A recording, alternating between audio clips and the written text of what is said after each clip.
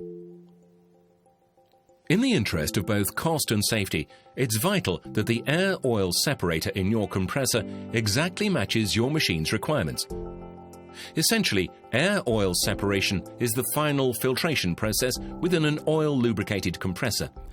Its function is to extract and liquefy the oil present in the compressed air vapor and return it back to the air end.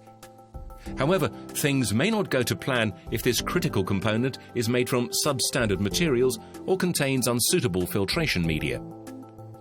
Filtration media that is too dense will restrict airflow, creating an increased pressure differential across the element.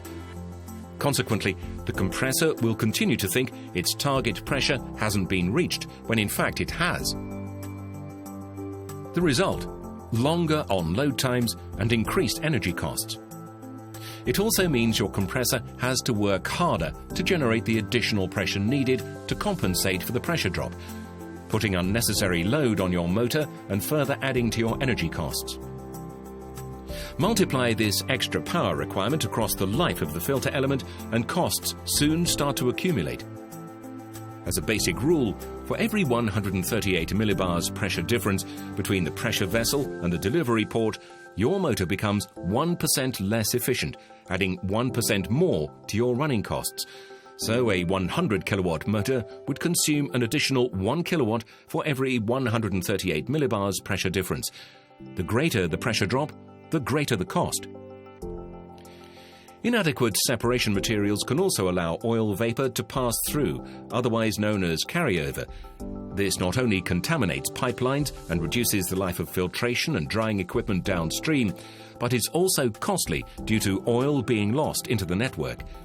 There's also the danger that the machine becomes inadequately lubricated if oil levels get too low.